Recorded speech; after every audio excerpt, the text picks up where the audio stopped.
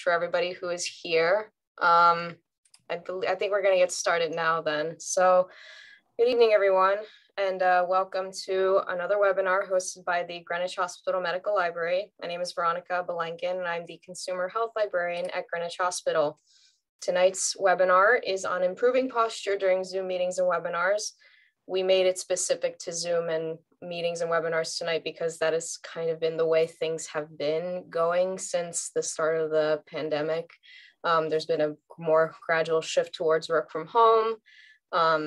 And of course, as you can see from my job especially, it's been kind of just the way things are. So I figured what better way to end the year than to possibly prepare us for more Zoom meetings and webinars for next year. So I really appreciate everybody for coming in this late hour to view this webinar. And I especially appreciate my guest speaker for tonight, Jason Arizmendi. He's a physical therapist working in Stamford at the Long Ridge Medical Center.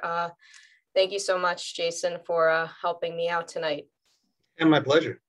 All right, let's, before we get started, I'm just going to go over a few things. So for those who are here and I registered through Greenwich Hospital events page, I did send out a PDF version of this PowerPoint, so you are able to take notes and follow along on it.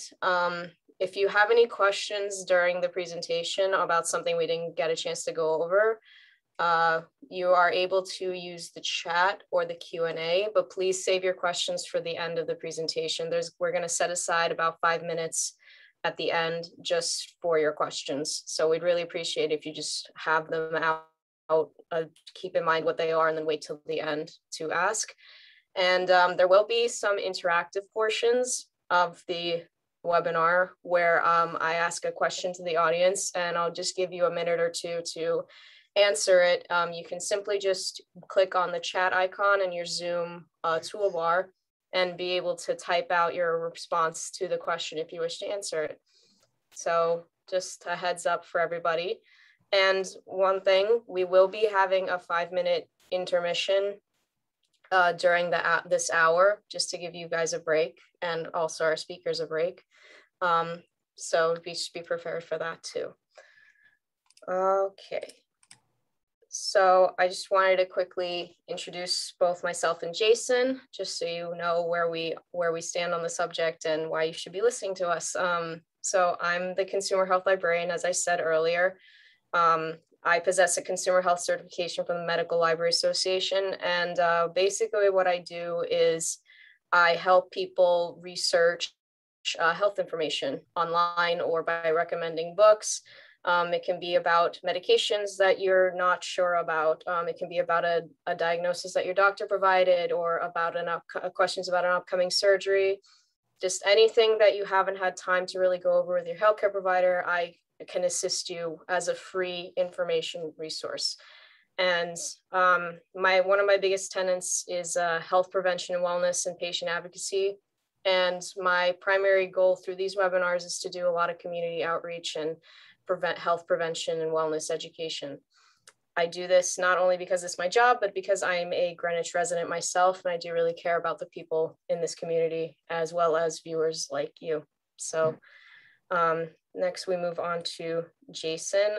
Jason, would you mind introducing yourself for the audience? Sure. Hi guys, I'm Jason. And as you can see, I have my bachelor's in science and exercise physiology from Adelphi University on Long Island in 2007. I went to Columbia University for their physical therapy program from 2007 to 2010.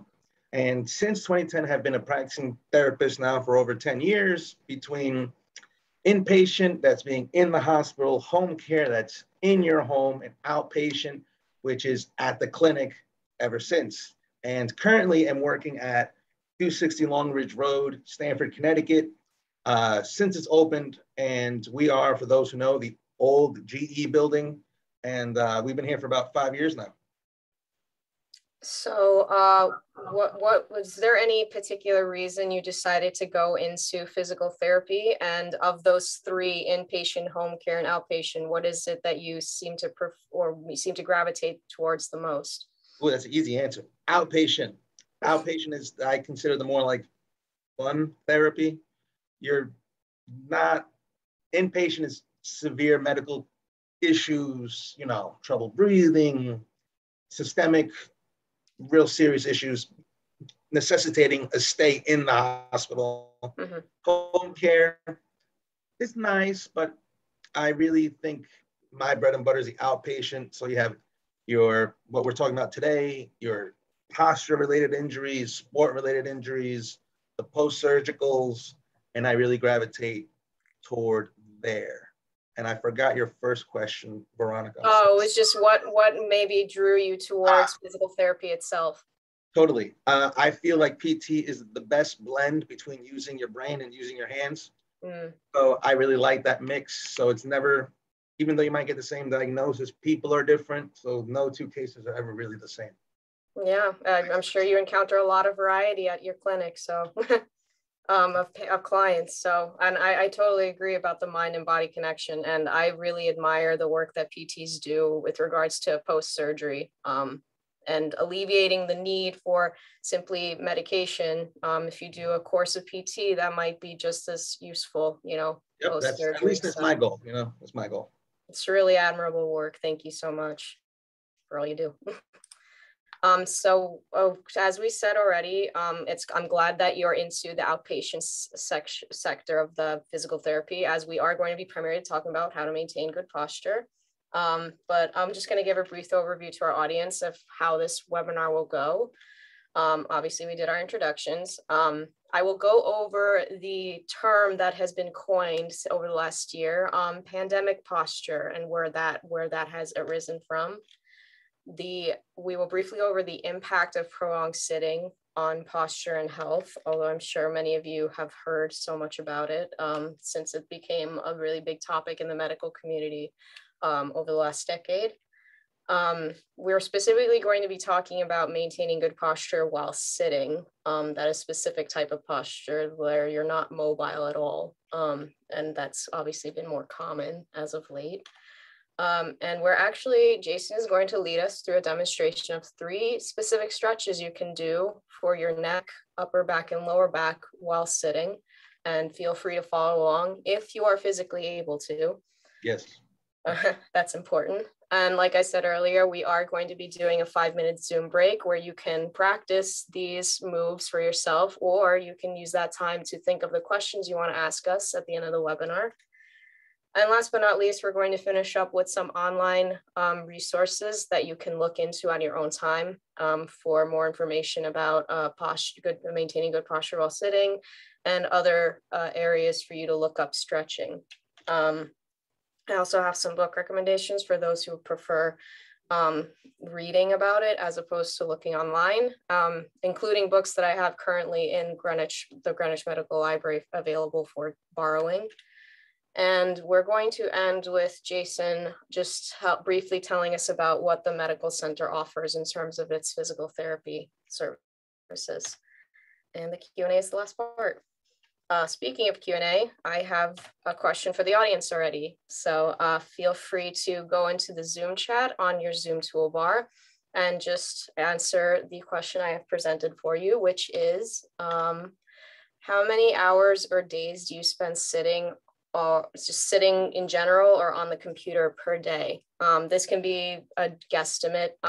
In my case, I spend about 5 days a week and about 8 hours at my desk at work, for instance. So you can answer it that way.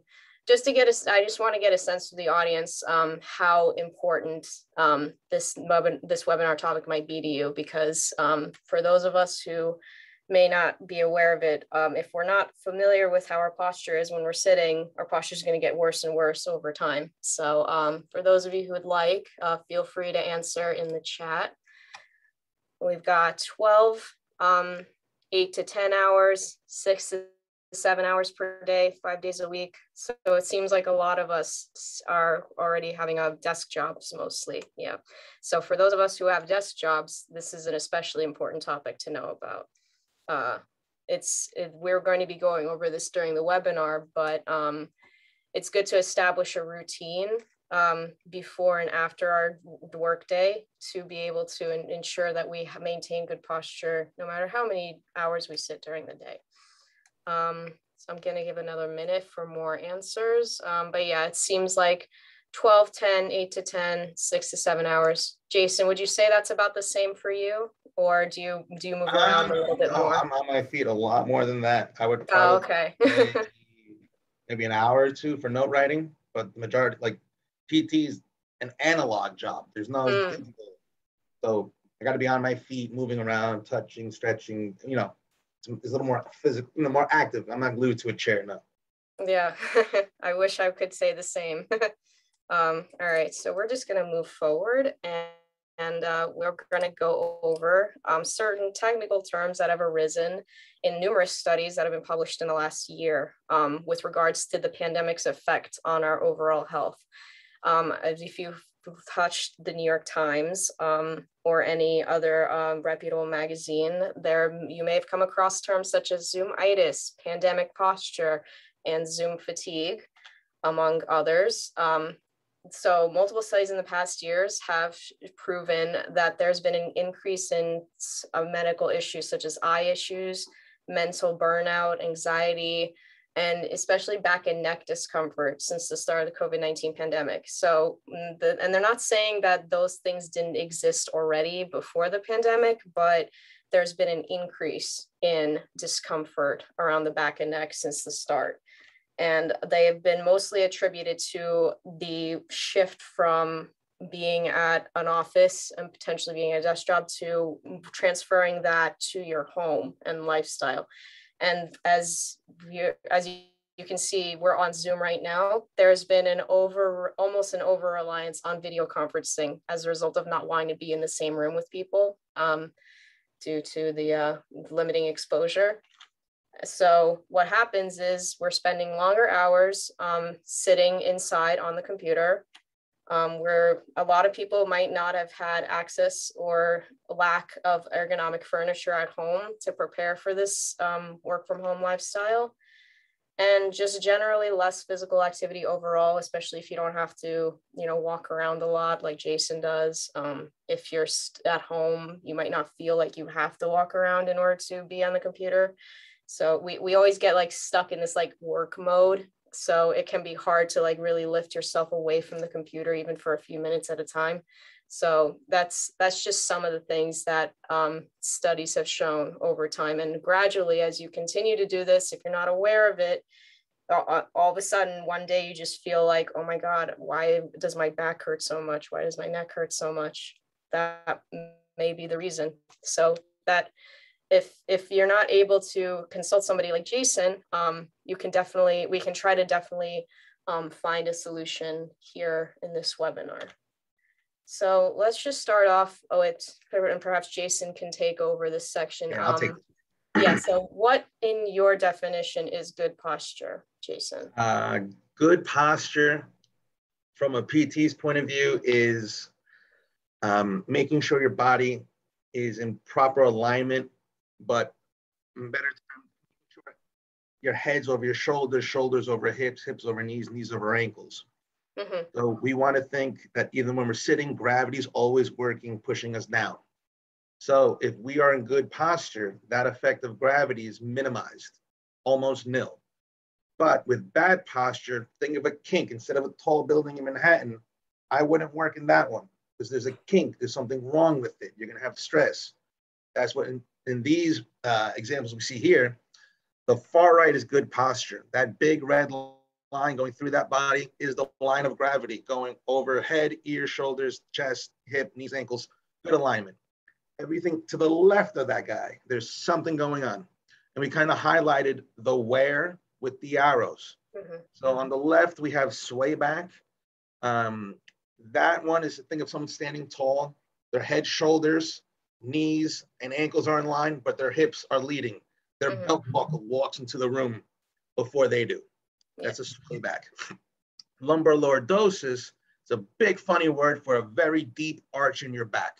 Mm-hmm. You're arching your bum out, you're sticking your bum out, you're causing a big arch. That puts a lot of pressure onto the lumbar spine or your lower back. And then the kind of opposite side. Now, these next two, the kyphosis and forward head, do very much show up together. It's not, you can't see them independent, but these are like a 2-for-1 combo deal, because the thoracic kyphosis is your rib cage falling forward because you're on the computer. So that puts your shoulder blade posture out of the window. And then that forward head, because you're looking at the screen or your phone, your head goes forward. And for every, for every inch that your head goes forward, or excuse me, every centimeter your head goes forward is about a 10-pound bag of extra weight on your head your neck has to work for. So maintaining good posture, in our example here, while sitting, really is beneficial to keep your body moving optimally, more efficiently, so you don't stress areas due to bad posture or poor alignment. And if you're unable to adjust, you have to readjust yourself and the forward head and thoracic kyphosis. That is done with just adjustment, you can do a few things, adjusting your chair. Yes. Ergonomic assessment is the new in-word, but the simple way, we have a picture, I don't want to get ahead of ourselves, but we have some good examples coming up in a few slides of what good posture is, and we'll zoom on it then.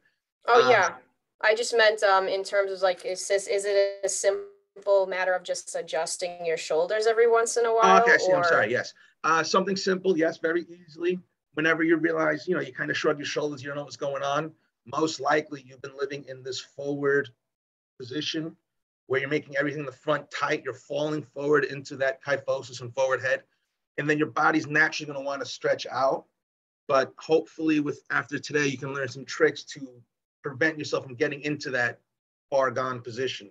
But yes, exactly. Certain things of just, changing your posture in the chair, changing your setup, whether it might be putting a big book under your laptop if you're on one, so you're not coming down, you're a little bit more, your chest can be tall while you type. That's a nice, easy trick. But yes, there's simple things you do in the chair. A pillow maybe under your seat or under your bum, so you're higher if you don't fit into your desk the right way. And again, just trying to really think. Stretching tall is a word I like to use. You want to feel like you're going up toward the ceiling. Yes, I've heard people say you have to imagine that there's a string coming out of your head and it's just lifting you up like this. Is that correct? 100% correct. That's another image that can work well.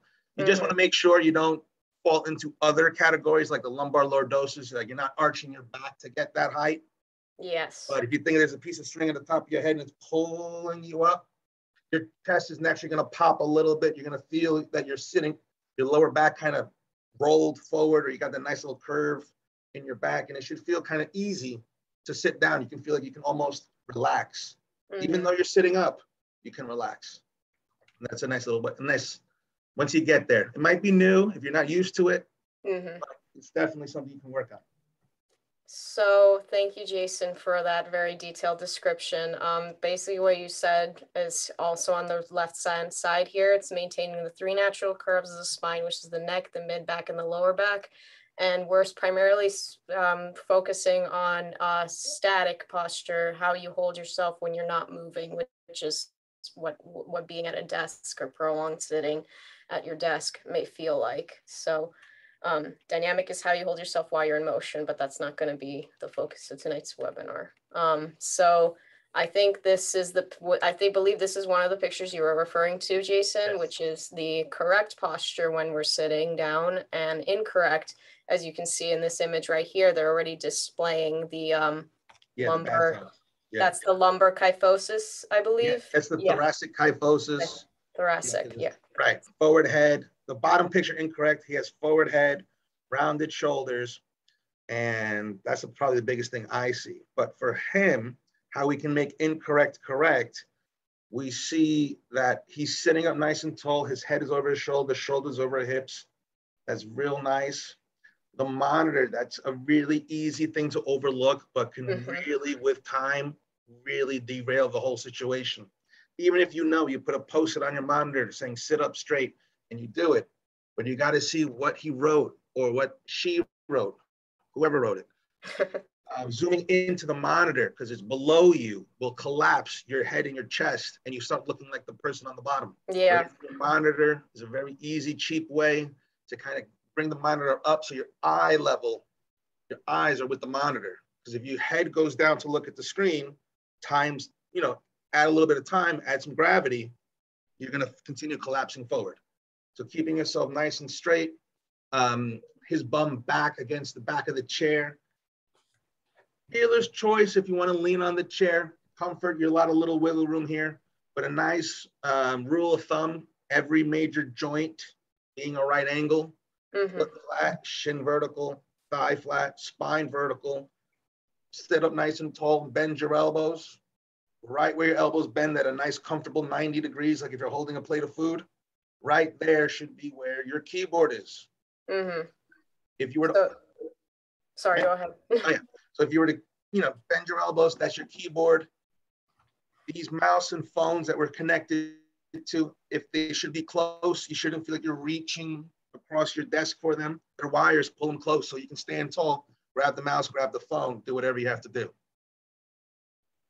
And one of the things that I use, just because I use Zoom so frequently, I actually right now during this webinar, I have my webcam directly like at eye level. So the way that Jason said to put a Post-it note, if you have a webcam on your computer that you're attached to that you have to use for meetings constantly, just have that webcam directly at eye line right here, just so you're staring at it, and that forces my neck to be in the aligned position on that's on the correct screen.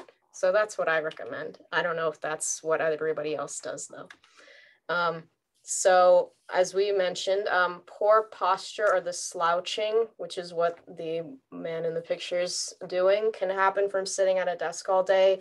But other posture issues might occur from looking down on your phone frequently, as we're wont to do as we're walking, or if we're like just browsing on the internet on our phone. Especially the kyphosis on the previous slide, fun fact, that's frequently referred to as text neck, I believe. So if that helps you remember, that's what it's called. It's called that when your neck is really leaning forward in your everyday posture, that might primarily be from text neck. But it can also happen when lounging on a bed or couch in an awkward position over time. So that's why many people may try to forego sitting at a desk for lounging on their couch or bed to do their work, but they may not be good for your posture as well. When I was looking at an interview between Harvard Medicine and a PT named Megan Markowski, she actually highlighted a few health problems and conditions that may result from poor posture that I was a little bit surprised about. Obviously, back and neck pain, wears on the spine, poor balance, headaches might occur, but I did not know about breathing difficulties, incontinence, constipation, and heartburn and slow digestion. Jason, could you highlight as to why those last few might occur? Sure. So first, regarding headaches, there's actually a few different classification of headaches. Not all headaches are created equal. The ones PT can fix and the ones that are going to be posture based are again back to the posture. So don't mind me turning, but you have a nerve at the base of your head on each side. If I'm writing and I'm constantly looking forward, see how the base of my head gets real close to my collar? You're pinching on those nerves. So if you pinch the nerve, anywhere the nerve runs, you're gonna feel pain, discomfort, something wrong. You pinch the back, right or left, you got two. They come up and over your head and they will cause a headache coming up and over. That's a headache that's called cervicogenic. That is something that PT can absolutely fix. It's posture related, absolutely. So that's kind of, there's more other headaches, but headaches, the other ones don't relate to so much posture. Breathing difficulties, we have a beautiful, lovely diaphragm at the bottom of our ribs. If you were to look at the correct version of the man sitting, you can see that you can imagine if he were to take a deep breath, his chest would expand, he would breathe into his body. If you were to look at the incorrect man, if he's bent forward, or never, you can try this live, sit up nice and tall, Take a deep breath. You can do it. Now, do me a favor. Look like, within reason. Look like the guy incorrect. Slouch. Get a little more comfy in your chair. Take another deep breath. You kind of feel how you kind of got to work a little extra because your body's not in the right alignment to work efficiently and easily. You have to fight yourself. So that's how, you're basically blocking your diaphragm from working. So that's how it ties into breathing difficulties. And now the rest of it, incontinence, if you're constantly in poor posture and, your muscles imbalance can become imbalanced of your pelvic floor and your core, because again, you're clamping down on it. The muscles become weak, they don't use. And then you might, it's not gonna be full-blown incontinence, but you might notice like if you sneeze or you cough, you get a little dribble situation. That's kind of like the incontinence you can expect from weak muscles and poor posture. And the same thing with the last two, constipation and the slow digestion. If you're constantly collapsing, you're collapsing on your vital organs. Intestines live there. They got to move the food. But if you clamp on it, you're adding traffic to the highway. You're going to slow things down. So constipation really is just another like a ultra delayed digestion. But again, just being up vertical, at least, if not vertically up, just because we were bipedal, we're designed to be on 2 feet. We just want to make sure we evolve that way. We want our organs to work. So standing up, sitting up nice and tall, if not standing, can work to get rid of some constipation or slow digestion one may feel. Yeah, it's really fascinating how we could just block certain parts of our body from working based on our posture. That's really, that will definitely make me sit up having to knowing that stuff. So that's really glad that you went into detail about that. Luckily, we're going to be going over right into more specific ways on how to correct your posture while sitting. I found this really handy checklist right here. This is just this person right here. They specifically go over, and this will be in your PDF version of your files as well. You can print this out as a quick checklist. I even have this on my cutout board behind my computer here, just to remind me of certain details that we already sort of went over. Keep the monitor at eye level, screen roughly an arm's length away. You even have to they even have specific measurements of the angle of your elbow, the angle of your thighs parallel to the chair and the floor. This goes really great detail into everything we basically just talked about. So it's a great way to keep reference. Yeah. So, as I don't know if you're going to use this in your clinic at all, but I highly recommend it for anybody who's. No, that's actually a really cool picture because it actually touches on a lot of the answers. Not to mention, I didn't even know about this resting on the bottom or the flat of the foot. I did not know I had to have that kind of thing, but I guess it helps maintain that angle. Right, because it grounds your feet, so you feel like you're connected. Because if you're floating in the air, you don't feel stable. So you want to feel. You might lean into a bad posture to find that stability, but it's really much better if you ground yourself through your feet versus going into poor posture. See, it's like that stuff that you don't think about often, but if you have this kind of picture set up at your workspace, then you'll be able to have a constant reminder for yourself. So like we said, position computer monitor straight at eye level, shoulders and arms should be at 90 degrees. And I like Jason's comments on the last slide where you make sure your back and posterior is supported. What was that you said that we could do to make sure that they're supported? You put something behind you or? Oh, yeah. So what you can do depending on the chair, let's say, your chair, you might be short in stature or you got a really large chair, something. Instead of making your back find the chair, like, and you slouch into it and become like the less than sign or a C, what you want to do is pad put like a little pillow, a throw pillow, not the thickest thing you have, but a regular normal pillow behind your back. So instead of your back looking for the chair, you brought your chair to your back. So you can lean back, relax, but that pillow is propping you, trying to keep you in better posture for free. So that's a nice little trick. It's hard to give PT advice, so take it with a grain of salt. Make sure you don't hurt things. I can't see anybody. I don't know everyone's identical history or specific history because no two people are identical. There's a little give and take. So if you have any doubt on is this good or bad, if it doesn't feel right, it probably is bad.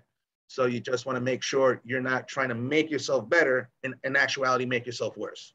Yes, I know it's very common for people to maybe overdo it in terms of like the way that they posture themselves up, and that can actually probably do more strain on the body. So yeah, it's so just, yes, I like these webinars, but it's, for custom tailored, really specific questions on your particular situation. If it's not something we can globally talk on, oh yeah, and yeah, we'll definitely let them know how to contact the clinic if they have further questions or would like to have a session. So sure, yeah. So the only other thing that is really important is that you have to make sure to get up or at least move in place at least once every hour. That's what's recommended. And you can do that in a number of ways. Setting an alarm to remind you to get up. That's what I currently do. Every phone I'm aware of has a timer on it, or on the computer even. I believe some of the Windows 10s have a timer set up on there that'll just give you a little ringtone to let you know to just get up, if you're able to at your workspace, that is, whether it's at home or at the office. Take a quick walk around. It doesn't even have to be to that far away, but just getting up will make sure that you're not just sitting in one place in that bad posture, or it gives you a chance to just regard your little picture here and just restabilize the posture where it should be. Like I said, you can go for a walk around the office, around the house, or the neighborhood if you have the time to. And one of the things that I think we mentioned already is if you really need a reason to get up, make that happen by putting things that you need for work out of reach. So instead of having your phone, for instance, right here, to make sure that I get up, I'll put it on one of my cabinets a little bit further away from my desk so that I have to physically get up to get my phone if I need to make a call or a text. So that's one of the things that I try to do. And this will transition well into our next slides, because one of the ways to strengthen those back and core muscles so that they're not made into issues from bad posture is to do daily stretches that can strengthen your back and core muscles. So with that, I will leave it to Jason to demonstrate, but I will put this disclaimer right here in that we are about to demonstrate some stretches for the neck, upper back, and lower back. If you're a healthcare provider, or if you're seeing a PT that has specifically told you not to do these kind of stretches, we only encourage viewers who are physically able to follow along. So these are going to be a neck stretch, an upper back stretch, and a lower back stretch. So please only follow along if you are able to. If it hurts to do it, please do not do it. Just watch and learn, basically. So I cannot stress that enough. We do not want anybody to get hurt while watching this webinar. So Jason, please help us to demonstrate a head roll. Yeah, totally. So going with the instructions, we'll be going to the right. It might be visually my other way, but for the head rolls, a nice way to get mobility into the neck. Number one, if we're typing and we're stressing out, we're going to end up looking like this, and this isn't beneficial for anybody. So first thing we want to do is relax those shoulders down.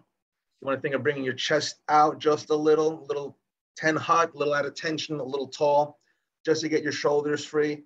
Then from there, we're going to want to be looking straight. You want to tilt your head in this particular direction to the right, so probably that way. And then you want to just gently go back, try to look at the ceiling a little bit, swing it around, connect to the other shoulder, and bring your gaze back to center. Now, just with doing these funny things, if the world starts spinning, do not play this game, because in your ears, you have little gyroscopes that tell you where your brain is. If you feel the world spinning, you probably want to look into probably vestibular therapy just to rule out any issue going on. But if this makes you dizzy, I'd be worried about your balance also. Sidebar. But yeah, just keep your shoulders relaxed. You don't have to do a full head roll. Just a little dropping side to side might be nice. Chest tall, shoulders down. just let the weight of gravity pull a little stretch side to side. You can stretch going up toward the ceiling, especially if you feel rounded down on your phone or on your computer. But nice, something easy. Drop to the side, look up, roll around, come back to reality, and go the other way. No dizziness, no double vision, nothing. You should feel normal. If it feels anything but your normal, you might want to look into something going on with your neck in this particular thing. If this were to elicit some negative response, I recommend seeking some professional consultation to figure out what gave you that negative reaction. But this should be a nice, easy stretch for your neck. And do the head rolls are just from right to left, but you could go 360 if you wanted to, or is that going to strain your neck? The easiest way to do it would probably be side to center, just to work one side at a time, because if you don't have that full mobility, you just, if you have some arthritis in your neck, that might not feel the most enjoyable thing in the world. If you're really tight, it might be too much of a load. But yeah, you can drop side to side, go from the front, the back. So you kind of work one half of your body, center, go the opposite way. So you don't have to do a full 360, no Linda Blair's from The Exorcist. Mm-hmm. And I've been through this before, so I will highly recommend do not try to jerk your head around too fast or try to pull it too fast down to your shoulder, because that definitely will strain your neck. Yeah, less is more. You want to be nice. These are very small bones, small muscles.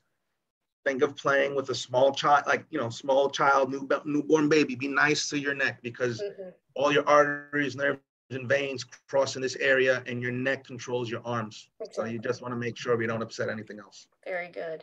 All right, let's move on to the upper back and arm stretch, and that is the cat-cow stretch. As you can see, I have a picture right here that shows you don't have to only do it on the floor, because this is a common yoga stretch. You can also do it from your chair. You might have to back away from your desk a little bit to give yourself room, but go ahead, Jason, and show us how it's done. So yeah, well, I think that's the deal. You want to, yeah, you can't see, but you want to sit up nice and tall. You want to have a little breath between your body and the back of the chair, because we are going to be moving our spine, as you can see. So you want to think of when you're taking a deep breath in, you want to feel your chest rise a little bit. You can exaggerate it. Think of your ribs going forward. And then when you exhale, feel your ribs come down. So this, you can think of making like a less than, greater than sign, or just arch your ribs up. You might feel your lower back move a little bit. That's normal. And let your ribs come down. You're going to feel your pelvis move a little bit also. That's normal. But again, no pain. Osteo what? Porosis or arthritis?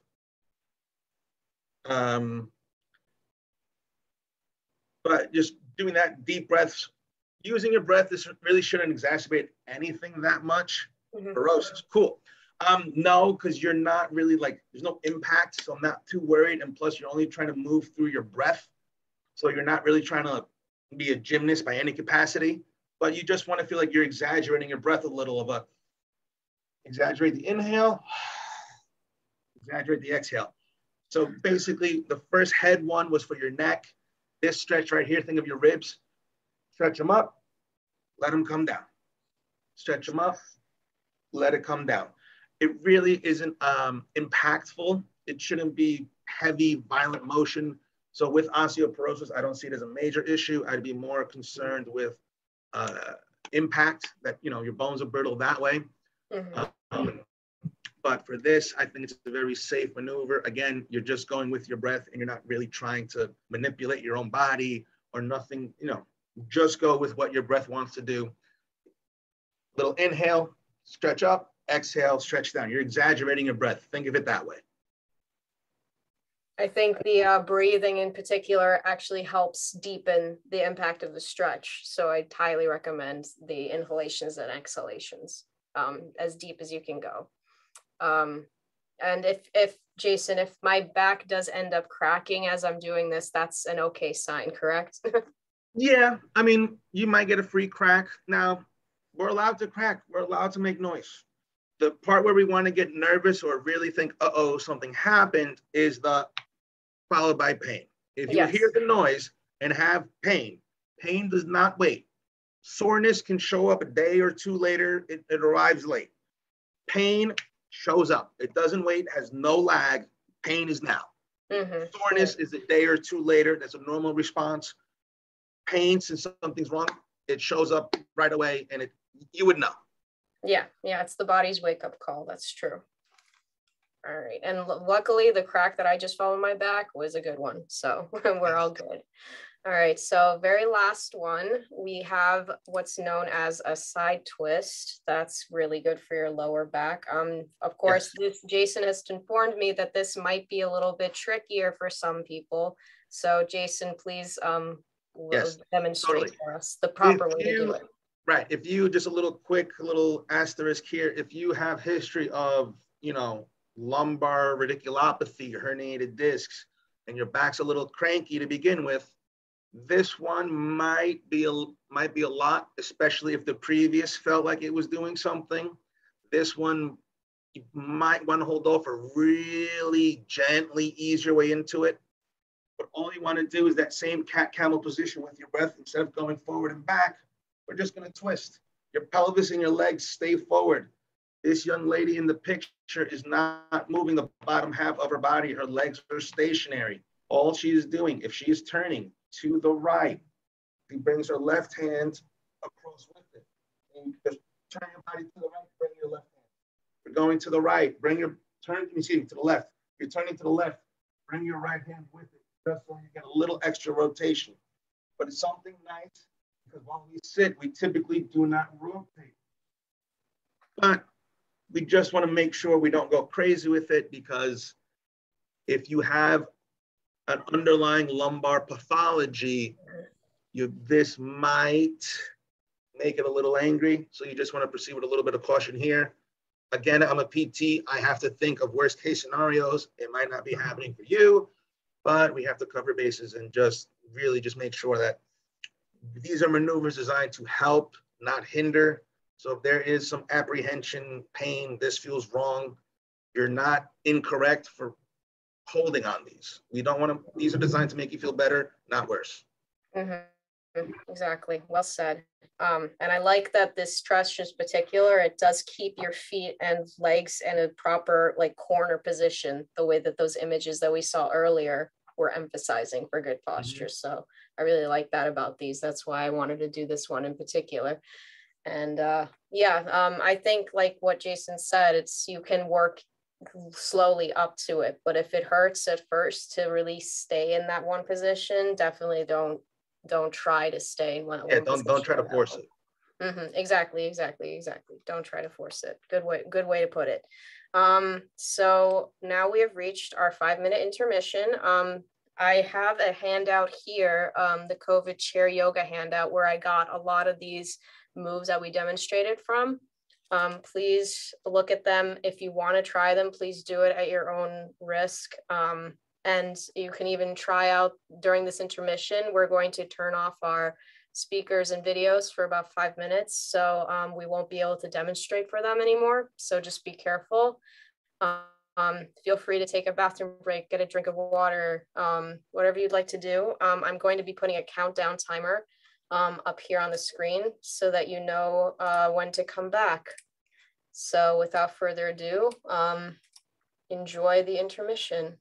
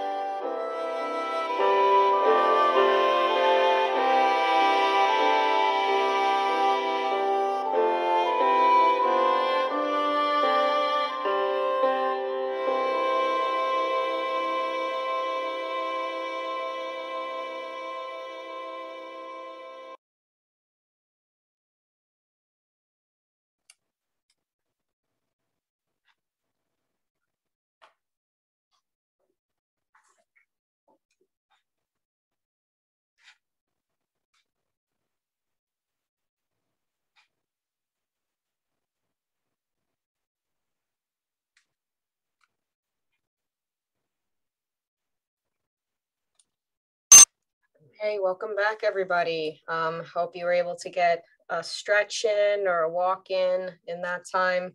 I've been doing these intermissions for the last couple webinars I've been doing, and I felt it was most appropriate for this one since we've just stated in our webinar that we should be getting up at least once every hour. So hope you took advantage of that.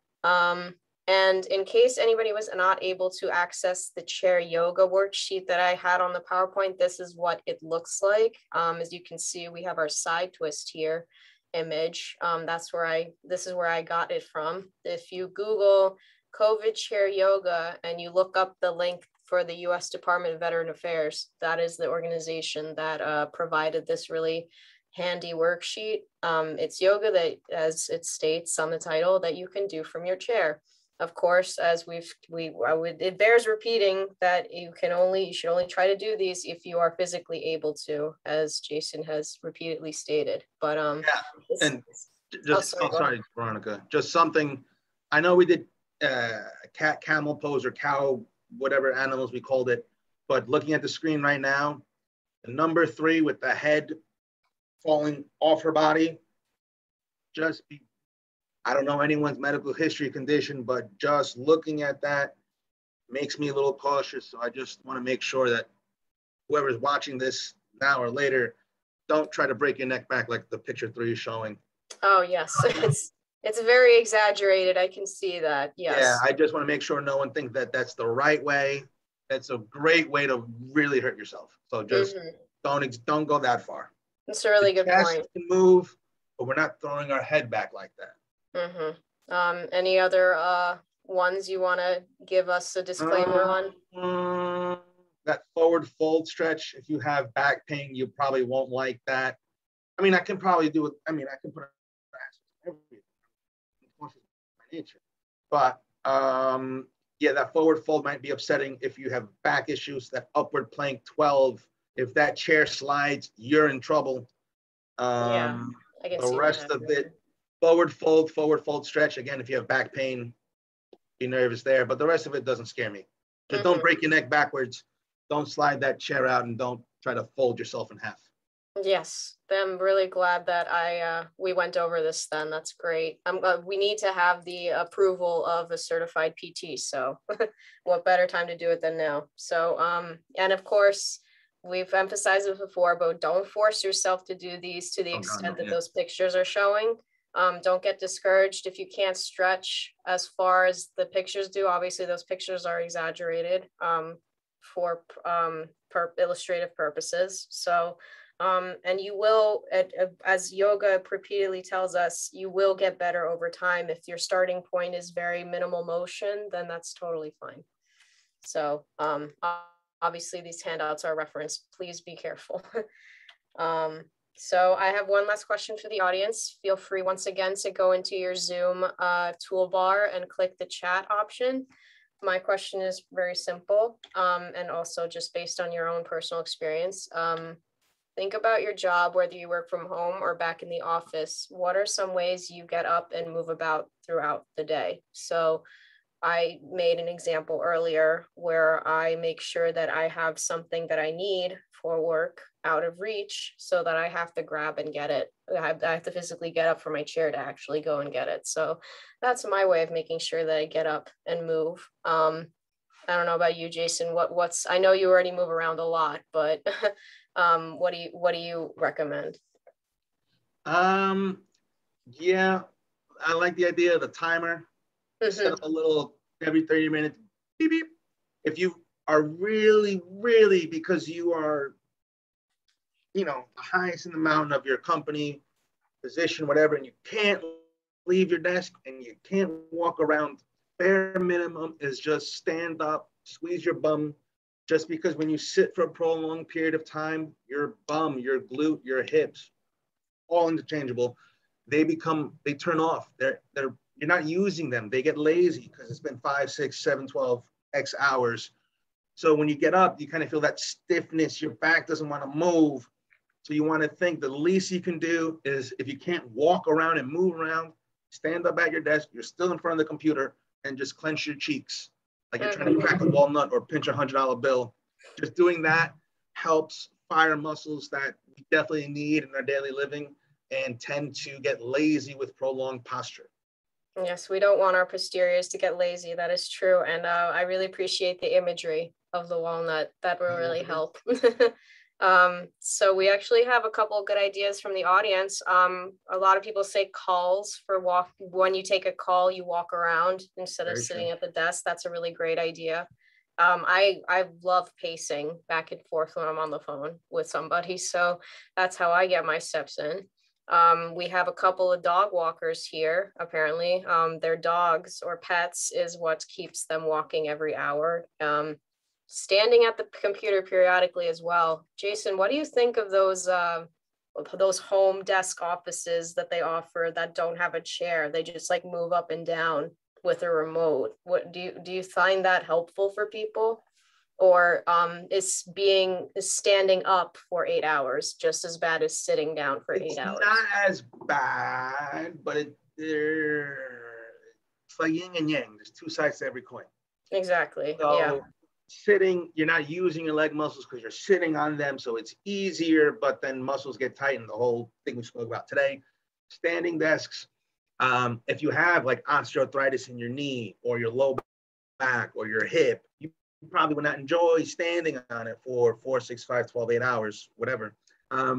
So I know you asked me a broad question, or not really a specific question, Veronica, but the answer is a little more specific because, you know, what's good for person A not necessarily is good for person B. But I do like the concept of standing up and down, just a little bit of motion, some glute squeezes, that's nice. But everyone probably has an understanding of, I'd rather be sitting all day or I'd rather be standing all day. Mm-hmm. So if you use that as your divide and say, I hate sitting, I prefer to stand, the standing desk would probably be best for you. The opposite, I don't like standing, it hurts my back, hip, knees, ankle, foot, blah, blah, blah, whatever. You might not enjoy standing. You might not be able to do your work because you're in pain. So you would probably want to sit down. Mm-hmm. So even though it seems like an easy answer, we're dealing with humans. No two are the same. So there's a little, it's hard to make broad stroke generalities, but I would say follow the path of least pain or resistance and just do what feels right for your body. Your body knows what's good for itself. Mm-hmm. Listen to it. Agreed. Yeah. In the medical field, dealing in absolutes usually isn't possible. As you said, every individual is different. So yeah, it's all up to the person and what their pain threshold is. So well said. Thank you for everybody for the answers. Very good, helpful tips. And if you're wanting to see more tips, I have a few online information resources I'd like to share with you quickly. If you want just a general guide as to what the recommended by the U.S. Department of Health physical activity guidelines for Americans is, this is the most updated version.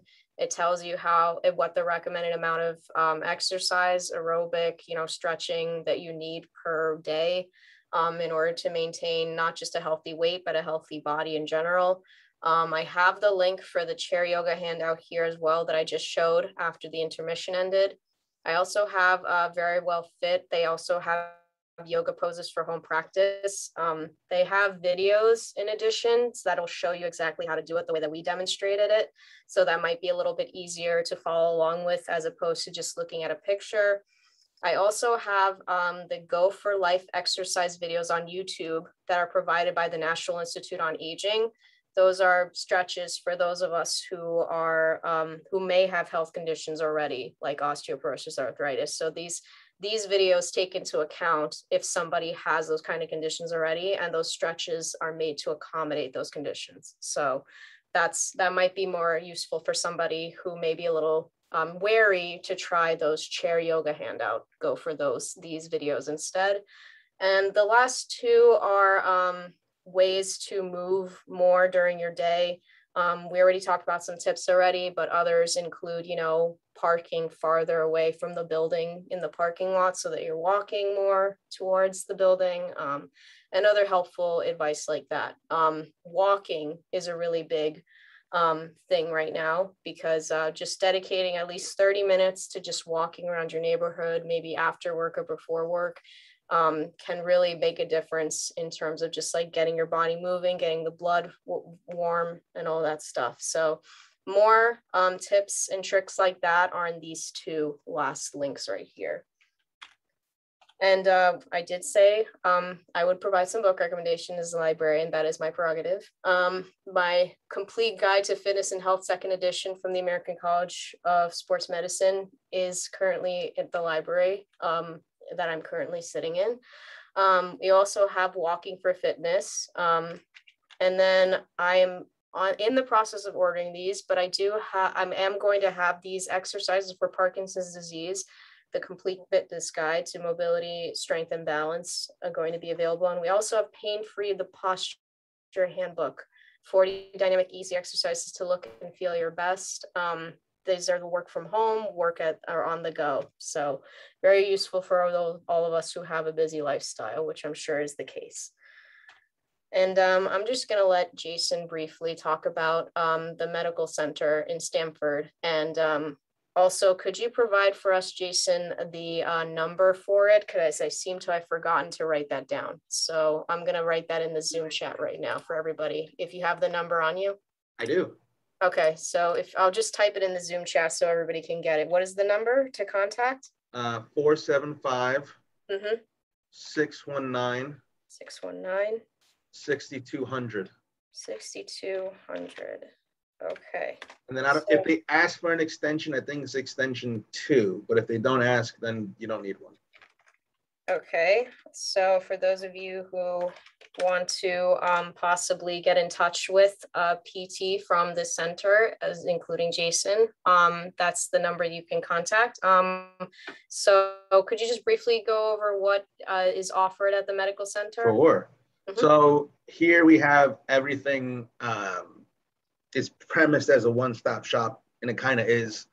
So we have the medical doctors in-house, so the orthopedic surgeons, the primary cares, the neurologists, the physiatry, the foot specialists, and probably a few other ones I don't recall. But we have probably every varietal of doctor on one half of the building, and that's their half. The PT side, or the other half of the building, we share it with imaging, so X-rays, MRIs, CT scans are all available here at 260. There also is infusion, so people who need infusion treatments, that is provided here as well. The same doctors that order labs, we have a lab here, so you don't have to go far for lab work that your doctor ordered. You cross the hall, you get it done. And then obviously we have myself, the physical therapist. We also have occupational therapy, and all of this is located at 260 Long Ridge Road, which happened to be the old GE building and is about a quarter mile away from where Lord & Taylor used to be. And I forgot to write this down in the slide as well, but you're located in Stamford, correct? Yep. Okay. So Stamford, that's important as well. So yeah. I hope everybody was able to get down that number. If people have not, I feel free to email me after the presentation, and I can certainly send you the number myself. So with that, we have come to the conclusion of this webinar. I just want to thank everybody for attending. If anybody has any questions that they were not able to ask earlier, now is the time to ask. I actually have somebody in the chat who has asked, who was the author of the Pain Free Posture Handbook? Let me go back to that slide. This is it, Laura Pavelak and Nikki Alstedstier. Yeah, so there's two authors, Laura Pavelak and Nikki Alstedstier. I'm not sure if I pronounced that correctly. If you want me to send you this author by email, feel free to email me asking, and I will be having this book available soon at the library. It's currently in order. So you might be able to check that out once I have it. So definitely check back in with me about that. Are there any other questions? I know we're a little bit past the 8 p.m. mark, and I don't want to keep Jason here for too long, but any other questions? Jason is here to answer. And one last thing, I forgot to mention this earlier, but You can register for more free and upcoming webinars at greenwichhospital.org/events, or this phone number. You can call this phone number. I will be having a webinar in February of next year on menopause, what you need to know about it. That's going to be the next upcoming webinar for the Greenwich Hospital Medical Library series. And I have this website, the Dr. Stephen Mickley Community Health Resource section. That is where the recording for this webinar is going to be posted in a few days. So if you know somebody who really wanted to attend tonight but just couldn't be able to, this is where you can find the link for this. And if you just want me to personally send the link to you, just email me. That my email is veronica.belenkin@greenwichhospital.org. And it's going to be posted on the Greenwich Hospital's Facebook account. It's going to be posted on on the Greenwich Hospital YouTube page. So I'm going to make sure that everybody can be able to see it once the video is rendered and uploaded. So have no worries about that. So I don't think we don't seem to have any further questions. So I think we're going to adjourn for the night. Jason, thank you so much for your demonstration and for your expertise. Thank you. It's very, very important. And I thank everybody who attended tonight and took the time to listen and learn with us tonight. I hope you all have a happy holidays and good night. Thank you so much. Bye-bye.